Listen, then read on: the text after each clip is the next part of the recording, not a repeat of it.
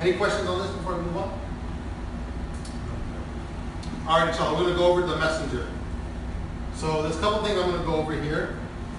It's going to talk about patience and gentleness, stumped, excuse me, information overload, understanding the customer, person coming up to you, and how to initiate dialogue. All right, so we're going to go over some of these things here.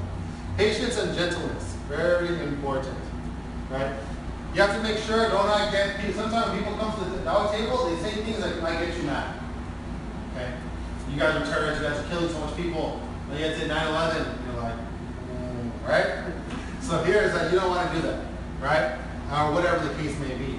So here, stay focused on the greater mission, the Dawah, not yourself. Okay, the person insulted me. They said, I'm a terrorist, right? I kill people on 9/11. I have nothing to do with 9/11. Okay, got you. I understand. You're angry. But focus on the greater mission. I need to deliver this message of Islam to that person. So let me just calm down. I need to get this message here. I got to deliver it to him. If I'm going to yell, delivering it to them, he's not going to take it. So I got to make sure I got to keep my calm. Smile at all times. There's a sadaqah. Sometimes Muslims, we don't like smiling. Every Muslim you see on a page of a news channel or a newspaper or on a channel are what? Yelling and screaming and protesting. That's all Muslims do. Look like. We don't ever like smile. You're at a table. How are you doing? Right, we like talking with the Quran. My name is Shahid. Right, we're here from the local mosque down the street. Smile. It just welcomes people. Right? Don't be too aggressive, too passive. Mean that you have a Quran and say, hey, please take this Quran, take this Quran. Hey, take this Quran, God will guide you. All right? But then they're like, people, if you think about you're at a mall and you pass by a Christian table, they'll say, Jesus died for your sin. Believe in Jesus. You're like, nah, I gotta get out of here. I feel like if I go over there, I'm not going to leave for another hour. They're going to make sure I convert to Christianity. And also, you don't want to be too passive. When you just sit at the table, you say, I hope Allah guides people to this table, and Allah guides people to this table. Right? We don't want you to do that. But you have to be vocal. Said free information on Islam. Would you like a free copy of the Quran? Right? We certainly like a free copy. If you have any questions about Islam, sometimes they might even look at you. Right? They might just blow you off. Some people might come. Right? So you have to make sure you keep your composure. Prophet, story of Yunus alayhi salam. Indeed, Yunus alayhi salam. We all know the story of Yunus alayhi salam. Right? He got frustrated with his people. Right? What did he do? He left. He thought, I got to take it. People are terrible, man. I got to go to the next city. I tried with these people. Torrance, forget about Torrance. I'm going to Lomita. Lomita people, hopefully they're better, hopefully, right? So here is that, we all know that what happened. Allah tested him, put him in the belly of the whale. He got under the safe from the whale. He came back to his city. And what happened to him when he came back to his city? Any of that? No one knows? His whole city became Muslim. Like, what the heck? You don't know. You give someone a pamphlet, you give someone a Quran, and they might not read it, they leave it at home on some shelf, their spouse takes it, and you never know. And later on, someone might take that shahada. You never know, right? So here is that, always remember that, don't get frustrated. Indeed, messengers were also denied before you. When you're at the Dawah table and like no one's coming to your table, you have one Quran out in the last 2 hours, you're like, I want to go home, this is terrible. Messengers have been denied before you. Nuh alayhi salam. You want to know how many followers he had? Some people say like 15, some people say 10. After 900 and something years. Okay. 900 and something years sitting down at the South Bay Galleria, trying to call people to Islam. For 900 something years. I would have left after 3 hours. I said, I'm going to go home, I got stuff to do. Right? But he did that for 950 years, subhanAllah. Right? Just calling people to Islam. Not another city, the same people, over and over and over and over and over and again. Right? But other messengers denied before you, but they bore these denials with patience and perseverance. And they suffered harm until our help came to them. So that's something to remind us of. And Surah Taha, Allah subhanahu wa ta'ala says, and speak, وَقُولُوا قَوْلًا لَيْنًا, and speak mildly, gentle. To who? To Fir'aun.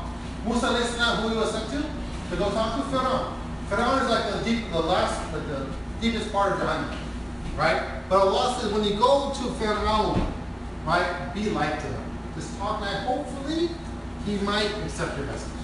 You know that he did it, but nonetheless. Stumps. You guys know what stumping is? You're stuck. Anybody watch the West Indies India match this morning? T20. Man, it's watching good. Yeah, India beat West Indies, terrible. So stumping, right? You guys know about stumping? Well, sometimes you get stumped at the Dawah table. Stumping is when you don't have the answer. Well, you know what? Tell me a verse in the Quran that says this. That Jesus said that he's not God. And you're like, well, I know it's in the Quran. I don't know. Right? It's in the Quran somewhere. Right? Well, what verse in the Bible could you show me that says this? I don't know. Right? So here, don't be afraid to say, I don't know. I don't know, but maybe my fellow friend here at the table, he could help you out. Or the sister here, she might be able to help you out. Ask for help. Inform others and you'll get back to them. You know, I don't know your answer to your question, but if you leave me your email address, I'll email you once I find out. Right? You want to keep that contact. Now you have an email address now. Right? Say this is my way. This is a verse in the Quran here. Surah Yusuf. Say this is my way. I call to Allah with sure knowledge. And whoever follows me, glory be to Allah, I am not of the idols. And one time we were giving Dawah, and this brother was talking about, someone asked about why women can't drive in Saudi Arabia. So the kind of brother said, you know at all, there's a lot of rape that happened in Saudi Arabia, so therefore that's why women can't drive. They want to protect them. What is that? Right? If you don't know the answer, don't make up something or to make it look good, you know? Say, no, we don't agree with the Saudi government. I don't know, we don't represent the Saudi government. We represent Islam, right? So here's that you don't want to make up an answer for certain things. Excuse me. What's excuse me? Excuse me is that don't use too much Arabic words when you're giving down. The thing is though, as Muslims, when we talk right now, we say a lot of inshallah. We say Muhammad, sallallahu alayhi wa sallam. We say Isa alayhi salam, right? We say all these different type of things. There's a hadith, right? They don't know what the word hadith means. They don't know what sallallahu alayhi wa sallam means, right? They don't know what Allah is. You have to define that. Allah means is God, right? The supreme being, the Father, if you will, right? The Lord of everything, okay? That's the way in Arabic we say God. It's no other difference, right? So it's good to explain some of these words. Don't use too much Arabic on people because they get lost. Information overload. Today is like information overload. I give you guys a lot of information, right? Information overload is that when someone comes to the Dawah table and they ask you a question, don't give them so much information. There's so much. Make sure your answers are short and precise, if you will, condensed, if you can do it, right? Concise. So don't over-explain something and get into too many details. Be concise to the point. Someone asks you, where did the Quran come from? Right? Don't say that, well, you know what? The Prophet Muhammad, he was in a cave one day. And he was by his cave. And a big angel came down. And there was Angel Gabriel. And Angel Gabriel said, read. And Mom said, I can't read. He said, read. He said, I can't read. And then he squeezed him. And then he started reciting the Quran. What the heck is that? What is this? Right? Just say the Quran came down to Prophet Muhammad. He told us to be. You don't have to go into the whole story about the WhyIslam, right? It's going to be too much for them. Like, what is this story telling you, right? It sounds really weird and funny, right? Tell me about Islam. Don't start saying that, you know, we didn't do 9/11. We're peaceful people. We don't kill people. Just tell them that, you know what? Who Allah is, and this is Islam. Like, you don't have to go through all these things. How to strike up a conversation. Kind of like Brother Asad was asking about. Right? Juma lunch breaks. How many people work here? Good. Not work? Yeah, it's good to be employed. Right? Everyone knows if you work at any company, your coworkers know you're gone for about 2 hours on a Friday. Okay? You take a long lunch hour. Or they know that you're going to be gone at 1 to 2 o'clock. Right? Explain to them where you're going. You go to your supervisor and say, oh, I'm going for extra lunch. I'm going to a prayer service. Tell them what the prayer service is. I'm Muslim, right? We have a holy day on Fridays, right? Tell them no. Eid's coming up, right? Next Sunday, inshallah ta'ala, right? Is that bring sweets to the office. I've done this before. To my company I work for right now, actually I want to buy donuts and labels. Right? Put it there, I made a little sign, print it out. What is Eid al-Fitr? Fast in Ramadan, we worship God, etc. Right? A bunch of people, everyone's going to eat. One thing you learn about if you work at a company, if You put food in a lunch table in any company, it's going to be gone in 30 minutes. People love free stuff, right? Put donuts or bagels. You can bring home leftover food from your house and put it there. It'll be gone. People are like, you know, yeah, like, I don't know if they don't eat at home or what, but people will eat up anything at a lunchroom. So I don't know. I put there just people are there taking the bagels, but people are reading the sign. I had a couple of people come up to me afterwards. Oh, I didn't know you're fasting. Oh, what is this fasting? What is it? Alhamdulillah, I gotta talk to Islam about that for at least the 5-10 seconds, right? So, decorate your office space. I remember people here have cubicles, right? Where you have a table, you have an office. Put some like whatever, picture of the cowboy or something, right? Put it on your screensaver, right? People can see it. Somebody might ask a question about it. You never know. Right? We also gave them the for the food baskets and things. Yeah. Police department, fire department. Oh, very good. Very good. That's good. That's very good. When you got to do that, right? Make little bags and do that out here going also. But also you can do that at your work. Because these people you work every day with. So police, it's good. This part you give it to them under that good relations. These people you can see day in and day out. You know, you can sit down and have coffee with them one of these days. You can talk to them, right? Halal meat. Let's go for lunch, right? A lot of times you go to lunch with your coworkers. They're like, let's go eat at this place. And you're like, I can't. Only have tuna, right? So it's good to explain to them about it also, right? Every single time I work, the HR lady comes over and says, you don't eat meat. I'm like, I do eat meat, but it has to be slaughtered in a halal spot like kosher. So she said, maybe we can get halal meat next time for the next company, picnic. I'm like, I'm the only one that has to eat that. She's like, if you want to, that's great. So she might have to get halal meat next time. So I'm like, never know, right? So at least it's small things you learn about Islam a little bit. I told her how we fast and Ramadan and stuff like that. So it was cool. So you have little things here. And this is more for your co-workers.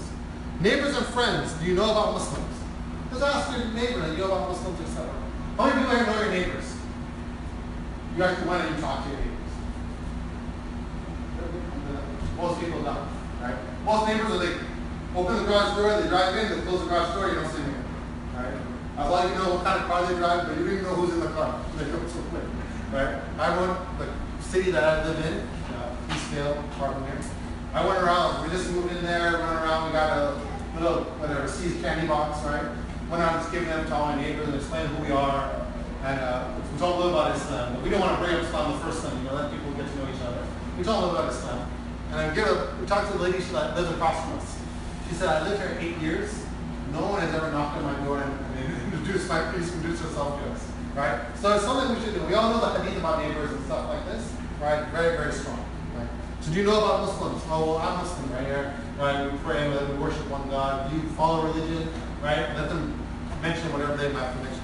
Do you know about Islam? Bring up something about the news involving Islam, right? Dinner, iftar, sweets, tea, just as she's saying, right? When Eid comes around, go around your neighbors and give them a little basket, put a little note on it, Eid, pilgrimage, or a hajj, or put a pamphlet.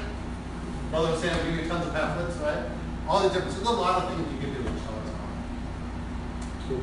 And you probably have more ideas if I ask people. So here we go, really quick, going back here. Here's a recap. Don't leave a discussion without talking about 3 things. Remember this: oneness of Allah, the messenger, and the hereafter.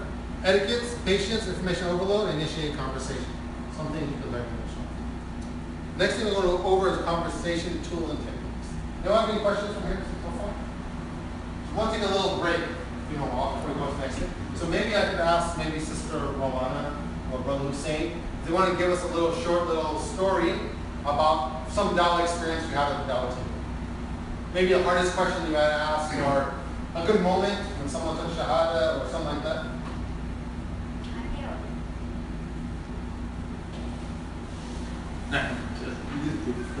Put me on that spot.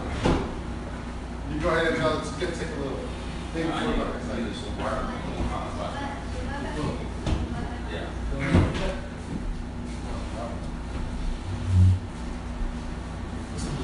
A lot of information we went through so far, so let's get kind of heavy. We're going to go over it now.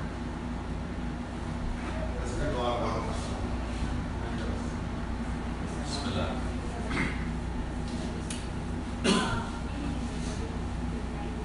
Bismillahirrahmanirrahim. Yeah. Alhamdulillah, this is a class actually is very important for all of us Okay, the reason we invited Brother Shahid, this facility just opened last year, IIT, Islamic Stuff Forums. We have a lot of neighbors here actually, and there are a couple of churches here, neighbors here, and we like something to initiate a group which is called IIT Outreach Committee.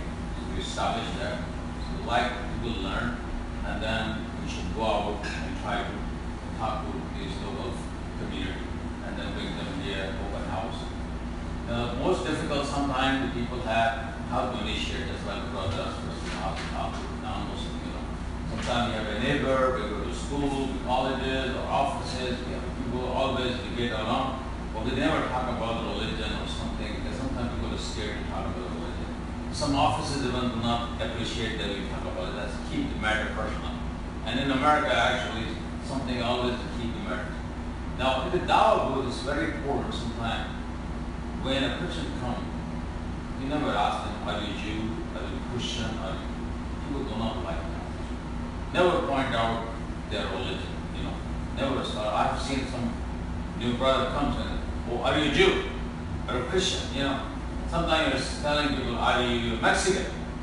Or are you this? So people do not like, whether they're from India or from Mexico, or any part of the world, somehow human beings don't feel comfortable showing the private, they consider the private business. So the best thing to ask actually, you ask them like that. Have you ever studied any major religion?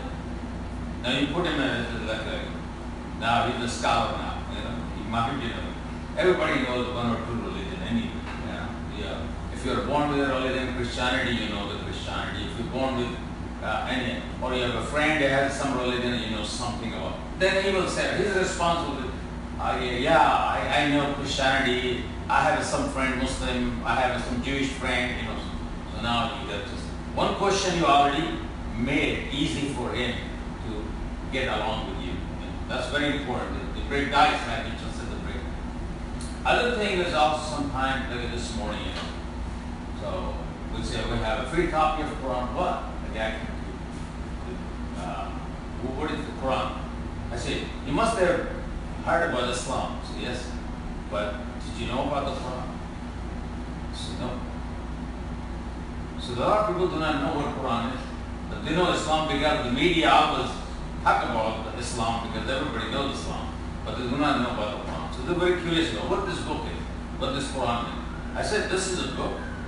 It's like, it's the speech of God, the speech of the creator of heaven and earth. It was revealed to a prophet 1400 years ago, long time ago. It's still the Muslim, over 10 million Muslims have memorized it originally in the same language it was revealed. So not a single word ever changed that. It's a beautiful message in it. It helps the human being, have to use intellect properly and how to make correct decisions. He said, have to use intellect properly, how to make correct decisions. That's what the book teaches. That's what the book teaches. And he said, really? I said, yeah. Well, let's see, I said, so for example, the book teaches, if you use your intellect properly and make decision in the right way, inclining toward truth, and that will call a religion. Religion is one, using intellect properly and inclining toward truth, and that makes you a believing in that creator. Because the source, our source of intellect is the creator, because you see everything, science, technology, we need intellect. We need to think about it. Who provided this intellect? So I said, do you know any theology or something, you raised with some understanding of religion or something? Any other you understand? No, I'm an atheist. So this morning, I'm an atheist. Are you sure you're an atheist? Means you don't believe in God, or agnostic. When you say agnostic, 50-50, maybe God, maybe not. Atheist, I totally don't buy this idea that there is a God. So okay. I said, let's see. Then as a Muslim, I'm not Muslim. Well, our understanding is, when I read the book, we get two ideas. Two ideas always there. This universe is always there, nobody created. Or this universe is created by somebody. You can't go with these two ideas. So let's say if some Toyota car is over there, we say Toyota car was always there. Or Toyota car was made by a manufacturer. So as a human being in a common knowledge, which idea we probably going to subscribe? What do you? He said probably the manufacturer created that. So I said that's the whole idea, because we do not know who created it. This revelation tells us he's the one who created it. And he gave us the intellect, and he wants us to use this intellect in a proper way. So that you can enjoy this life, because when you use intellect properly, you will be the first beneficiary, your family will be, your people will be, and then you make a correct decision, everybody will be happy. I said, I like this idea. He said, I like this idea. What are you supposed to do? I said, well, what do you need to do? Basically, is to read this book, and then I gave the Surah Fatiha, the first chapter. So there are really three types of people. So you're going to ask this Creator. Okay.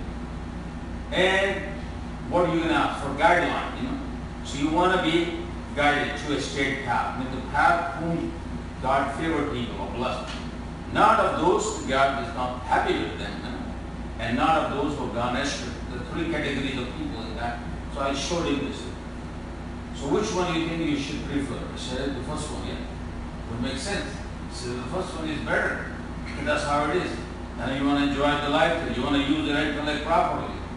And when you, and I said one thing more thing. This Creator, He created everything, but nobody created Him. Why? Because He says that in there. Nothing like Him. He's uncreated. He's eternal. So another thing, you're never going to have to worship nobody because you are free now. Because He says He created everything, but they don't have intellect. The star is big, moon, tree, animals. They have instinct, they have a feeling.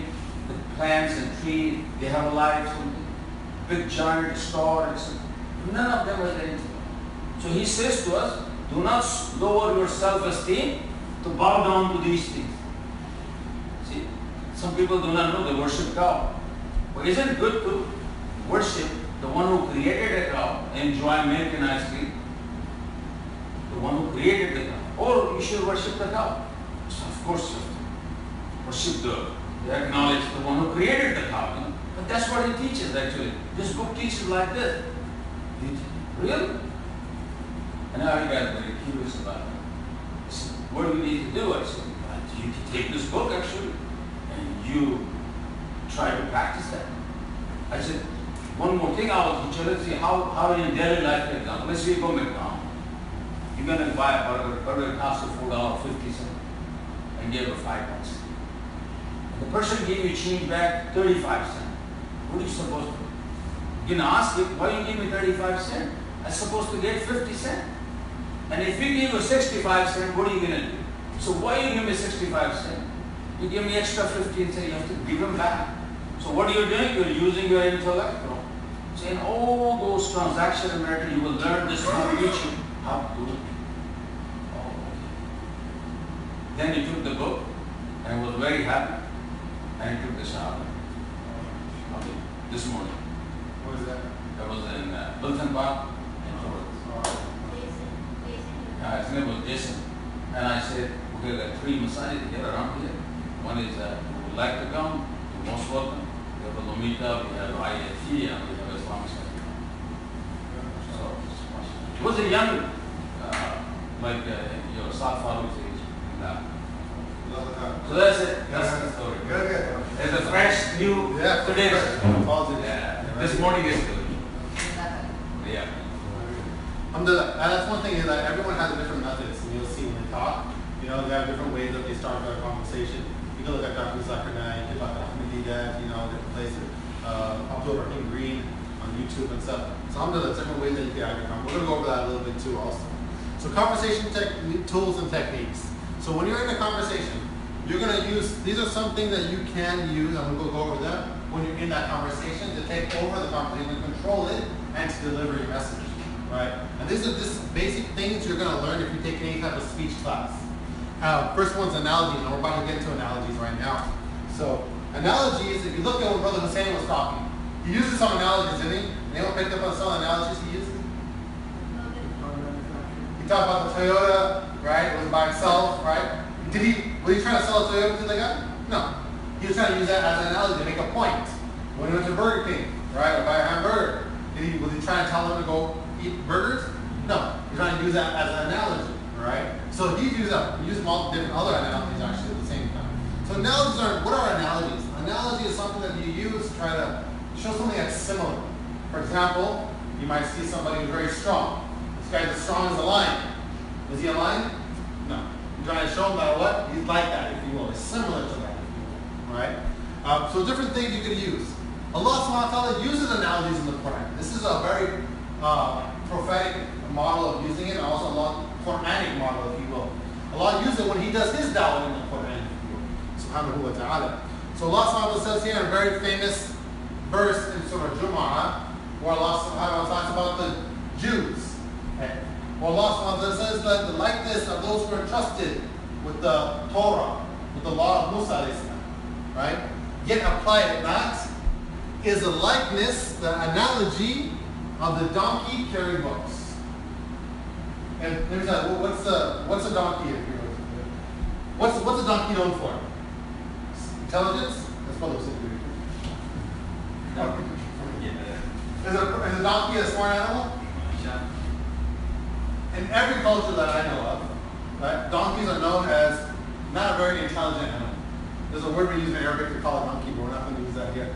But the British love using that word too. But anyhow, so a donkey carrying books, what does that symbolize? That this donkey is not very smart. Doesn't matter if you put a ton of books on him, is he going to be a smart animal? No. Unless he what? Starts reading those books.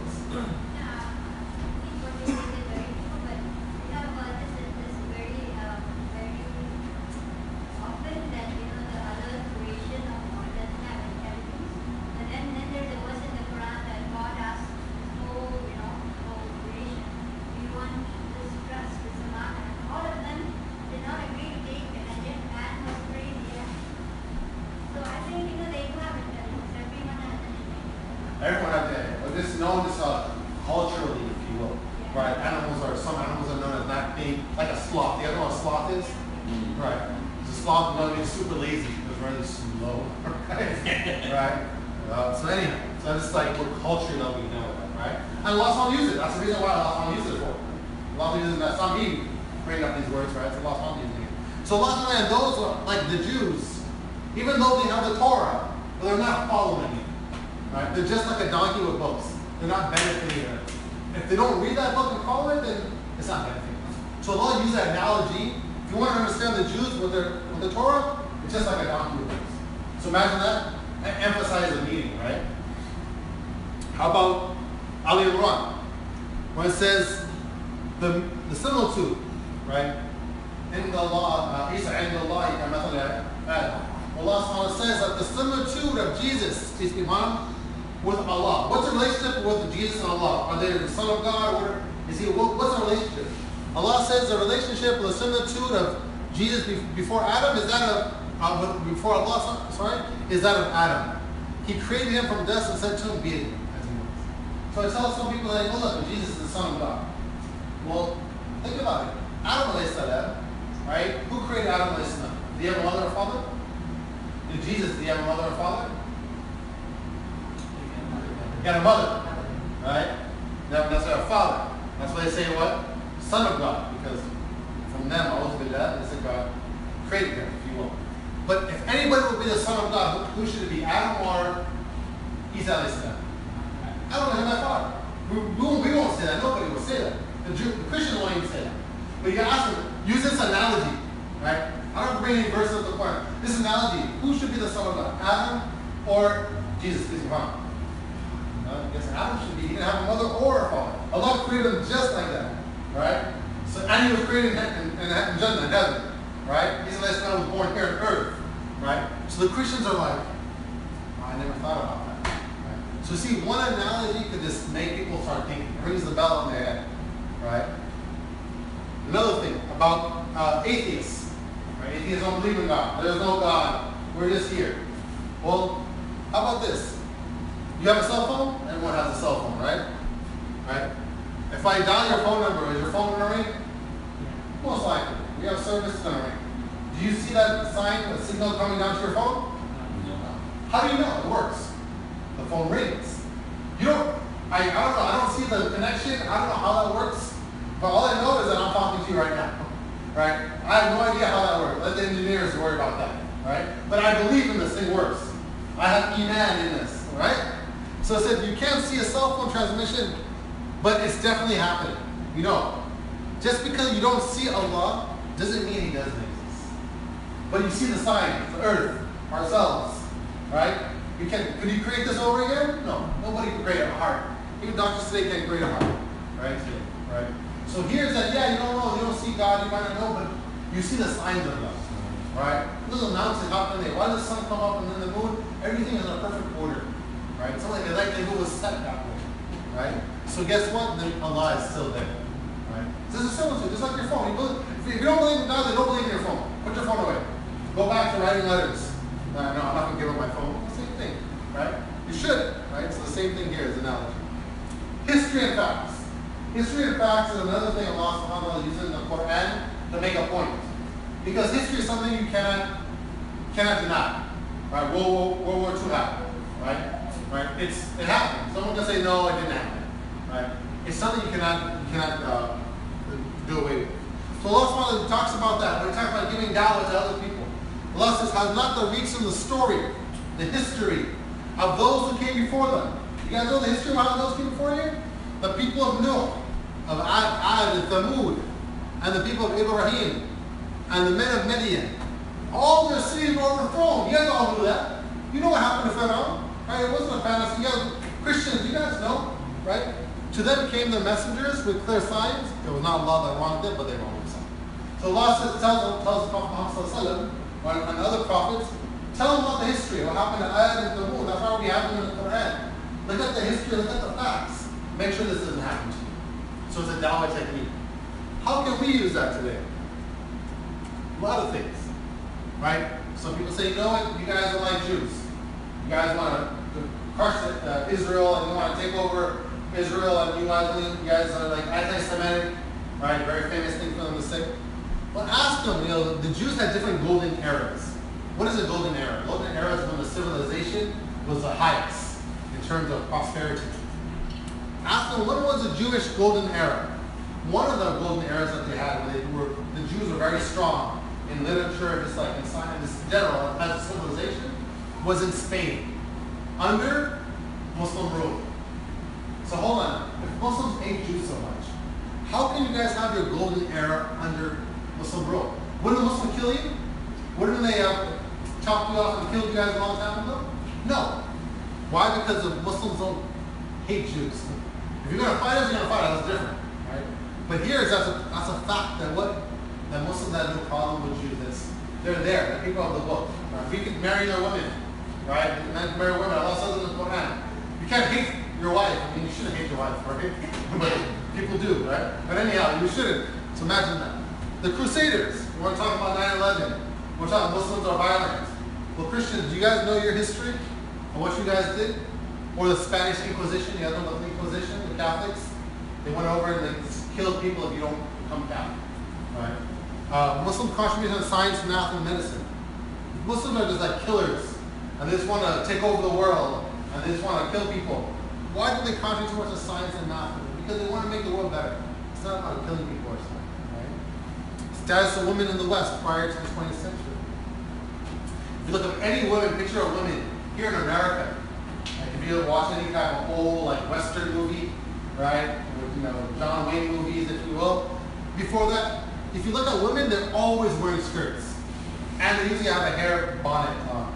If you go to any hospital and they have pictures of nurses from the 50s and 60s, all of them are in skirts and full, and they have a hair cover. Right? It's just like, that's how women dress. Right? It's history. It's not because our women are oppressed, they're covering up. Women were like that for many years. You just don't know your history, right? It's something that's in their nature, they cover. So a lot of religions actually, Christianity promotes it, Judaism promotes it also. Women in Judaism are supposed to cover their hair. A lot of them actually shave their hair and they wear a wig. But anyhow, that's another point. But anyhow. So, another thing, 10 million Christians in Egypt right now. If Muslims hate Christians and they want to kill them, then how can there still be 10 million of them left in Egypt right now? They would have killed them long time ago, right? but it's not the case. They're living side by side. It's not an issue. These are history. You can't deny this. Just Google it, you're going to see it, right? And see it? So that's why history is so important. That is something they cannot deny. But you have to know your history, though. So all of us here have to read up, you know. And the more you read, the more you're going to be able to use that in the conversation. Maryam, al-Islam wore a hijab, right? Every picture of Maryam you see in every Catholic church, right? She has this veil over her, right? So it was natural that they covered up for you. Answer with a question. This is probably one of the best techniques that you can use. Easiest way to take control of a conversation and make the person explain themselves. So for example, someone comes up to you, you have a dawah table. So Jareel's right here, he's sitting at the dawah table. He says, you know, you Muslims, you guys did 9/11, you guys are killing people over here, you guys, you know, are trying to put Sharia and you know, chop people's hands off. You know, what do you have to say about that? I don't know. Right? What, to calm the conversation, he has to say one thing. He just says, why do you believe that? Thank you, sir. I understand you're angry, you're mad. Let me ask you one question, if you don't mind. Sure, go ahead. Why do you believe that? Well, you know what? I saw it on CNN, and look what happened on 9/11. What? Do you have Muslim friends? Have you ever been a Muslim before? Oh, no. Well, let me shake your hand. I'm Muslim. Let me tell you about Islam. CNN, are they Muslims? No. Is Fox News Muslim? No. Guess what? I'm Muslim. Would you rather learn science, math from a biologist or from a science teacher? Analogy. I would rather learn math from a math teacher, not a biologist. Would you rather learn Islam from a Christian or from a Muslim? From a Muslim. Guess what? I'm Muslim. You're lucky today. It's your lucky day. Let me tell you about Islam. Right? Now, guess what? Our person listening to who? Me? And I'm not. Now I'm controlling what? The conversation. Right? Simple. This guy was really angry and mad. Within 15 seconds, the fire is done. And now we're talking about Islam. Let me tell you about Islam.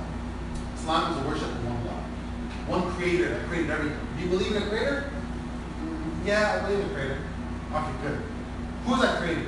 Jesus Christ, the trio. And now, yes sir, I'm talking about what? Shahid. Right? Where did you hear that from? The news.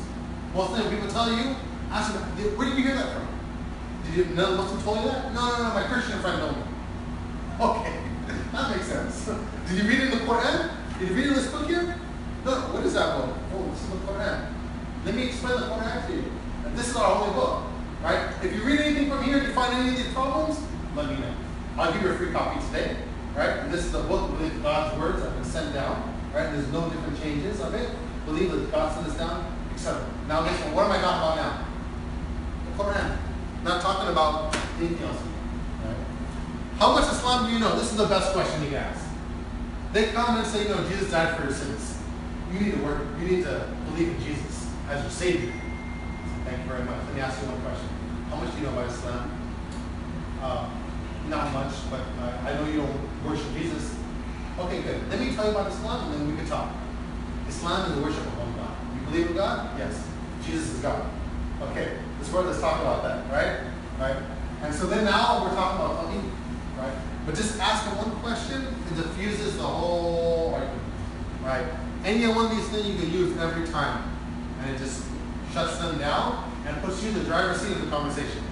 You know about Islam? Yeah. Let me tell you about Islam, right? You're not in the passenger seat where they're telling you, like, believe in Jesus and Jesus is your God. Like, oh. Well, you sit here, let me sit over here.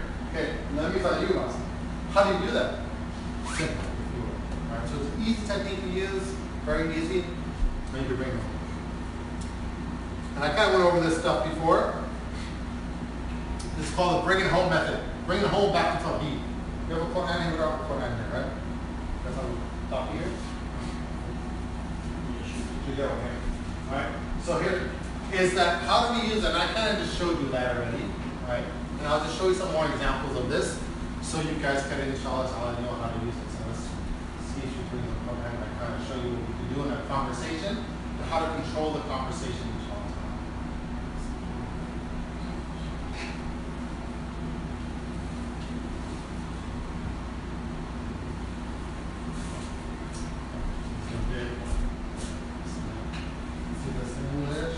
right here. So usually we have a table and we always have Qur'ans on our table. If someone comes up to us, right, and said, you know what, once again, let's talk about terrorism. Usually about terrorism, about women's rights, or about some of these things, if you know.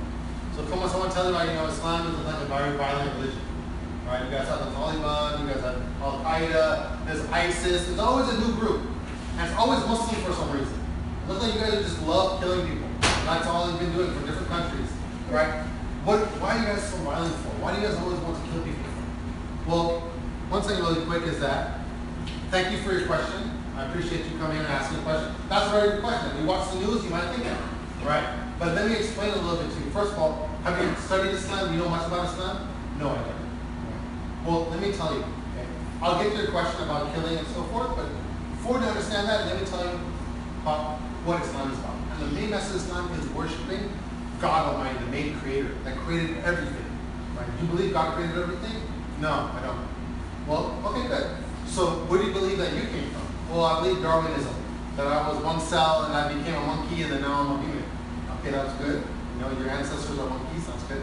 But, you know, where did that one cell come from? Well, that one cell came from another cell. Okay, well, where did that one other cell come from? I had to come. Well, somewhere, I don't know. Well, that somewhere has to be someone that started it. You have dominoes, right? If I push one domino, all the dominoes fall. Could that first domino fall by itself? Someone has to do what? Push it. And the one that pushes it, can he be a domino also? He has to be outside a domino, he can't be a domino. So that one cell, that bang, can't be another bang. It has to be outside the bang, if you will. It has to be outside the domino. And that's what we call Allah. Right? Can't explain that. Right? Because that domino, that whatever pushed that first domino, that force has no beginning. Because it's always there. Because if that had a beginning, then we have to say there's another force that pushed that force. And another force that pushed that force. And we'll keep on going forever. So there has to be some force that pushed, but that force always been there. That's the only way you're going to understand how this works. You say, no, you're right. Whatever you want to call it a force, you want to call it the first mover, or Aristotle call it the first mover. Or you want to call it Allah, you call it Allah. Whatever that is amazing force. That made everything out of that. That is the one we believe the creator. We worship that creator. Right? We call it Allah. Create everything, created yourself. Now do you believe in it? Yeah, you got me. That was a good analogy you had. Well, thank you. Right? So use an analogy. And now it's not more about Islam. Right? Very, very easy. Right? Someone says, you know, why do you guys like killing so much? Right? Well, let me show you. As Muslims, we follow this scripture. This is our holy book. Like the Bible for Christians, we have the Quran. Our Muslims, we follow this. If you find anything wrong here, let me know. But if you tell me about Muslims, what they do in Afghanistan or Saudi Arabia, I don't know about that cultures. But this is what you believe in this, I'll see this. Here, let me show you a verse in the Quran about fighting. Surah Baqarah, verse 191. Right? Fight those that fight you. Right? And then Allah says after that, and do not fight those that fight you, and do not oppress. For Allah does not like the oppressors, right? Or transgressors, if you will. Right? So here it's saying that, look, God is saying, fight those that fight you. Right? So hold on. If somebody comes, and you're walking, and they take your purse, or they take your wallet, what do? You sit there and say, oh man, too bad. Or do you run after the person? Right? If someone comes and you're walking with your mom, and they punch your mom in her face and take her bag and walk away, what do? So, oh mom, so bad, I'm so sorry. The world is a very bad place. You run after that guy and you try to beat him down, or you trip him, or you call the police and you get that your purse back, or you beat up that guy. You say, why did you push my mom for? Right? So Allah is saying, fight those that fight you. Do you believe in that? Yeah. Somebody fights me, I'm going to fight him back. That's called jihad. You're a jihadi. Right? That's exactly what it is, right? That's Islam. Do you know about this book? What is this book? Well, I told you, this is the Quran. This is what God sent down for us to believe in. This is God's words. Now talking about what? The Quran. And now they're walking away with the Quran, they're like, let me see about this book. Now they have interest on the Quran. But they came first with what? You guys are ISIS, you guys are Al Qaeda, and they walk away with what? Well, thank you very much. How many times has that happened at the Dawah table? Ask this Ramana, Brother Hussein, who've been there. Hundreds of times. I had one guy one time at the LA County fair, in the Vermont, the fair place. Remember we had a group there for 2 years. right? The guy was like, if you ever go to fairs, of course, people drink a lot. This guy was kind of drunk. And then he was like kind of cussing too, like, oh, you Muslim, da da da da da. And I started talking to him. And they like, oh, you're different. Well, what am I different for? Right? And you know what? This guy walks away with the Quran, and alhamdulillah, and pamphlets, and he started off with, cussing and so forth. So alhamdulillah, people change really fast. If you just smile and you just talk to them. Interactive session. So we have a couple hard questions here, right? And then we're going to do a mock dialogue at the end, inshallah. So these are some tough questions I came up with from my experience of being at a Dawah table. One is polygamy comes up not too much actually. It comes up every now and then. Right? This is a big one about women's treatment in Islam. Right? Why they have to wear hijab? Right? Do they have a divorce? Right? Do they have rights? Hijab is a big one. Terrorism is a big one. This is of course the main one right here. Do you believe in Jesus as your savior? Right? How do you know the Quran is the truth? Right? Why Islam? I'm a Christian. Why did I join your religion for? I'm happy. Right? Why am I going to be happier if I go to Europe? Why should I pick Islam for? And what is the Sharia? So this is another question I have. So what I want to do is that we have 2, 5 here, 4 there. We have just 2 groups. I want you guys to get together, and I want you guys to come up with answers for some of these questions here. Okay? Let's say, how about you guys over here? I want you guys to cover this one. Why don't you believe in Jesus as your Savior? So if someone comes up to you and says, hey, you Muslim, why don't you take Jesus as your Savior? He died for your sins. Right? And you'll be saved if you believe it. How are you going to answer? Okay? So I want you guys to come up with points on how you're going to answer. Sisters, which one do you guys want? Why Islam? Anyone else? You guys want the woman one?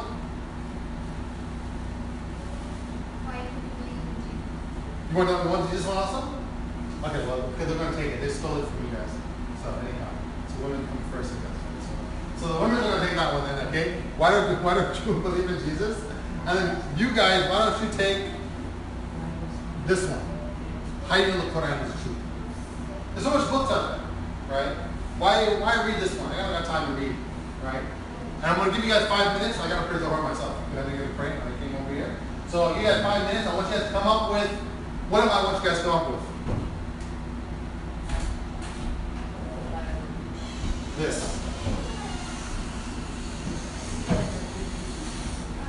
Come up with analogies.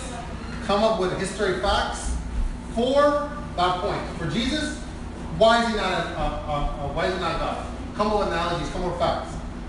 Why is the Quran the truth? Why is it a perfect book? Come up with analogies, come up with history facts, or any other things you have, and list them, and then after 5 minutes, inshallah, I'm going to see what you guys came up with. How do I get to the prayer? Okay. You can pray to the lady room. Yeah, nobody is there. Okay. This is your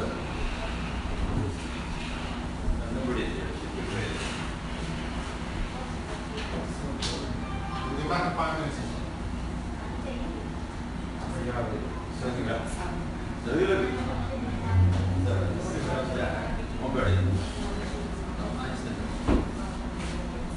So, you take the lead on the question.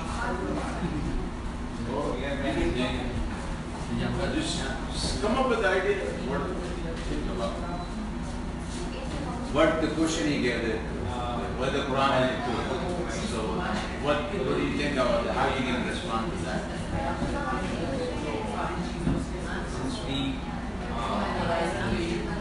whatever, having to make anything to compare, whether it's right or not, that's it. Take that as a scale.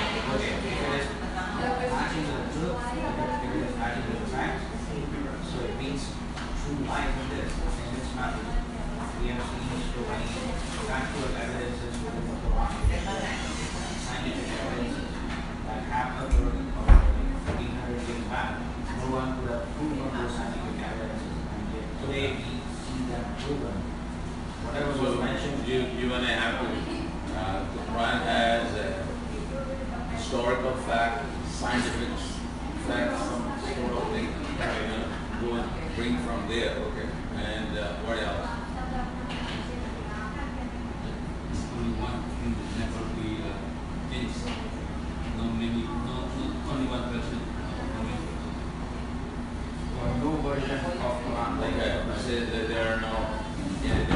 only one author, which is the creator, and there's not many other like John, Luke, Mark, Matthew, different type of books. The miracle of Quran, since it is revealed, not a simple word is changed. Generally, the Muslim 1.8 billion around the world, they believe all there is a book was revealed to a prophet in the language he received, in the language he delivered, in the language is being memorized. Over 10 million Muslims has memorized. So that's basically one historical fact, continuous thing. And no other book on this earth has similar to this type of overwhelming information about that. So that's one of the strong points you can look at that.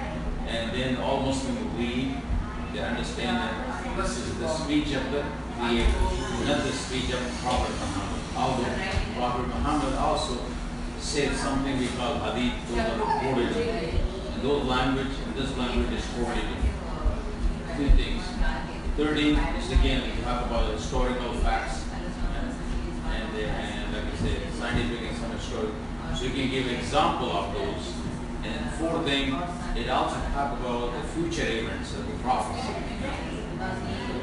So the Quran also talk about the future events and how some of those examples you can bring one by one.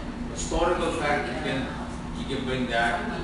There are a couple of historical facts. In the time of Prophet Muhammad, the Roman got the victory over Persia.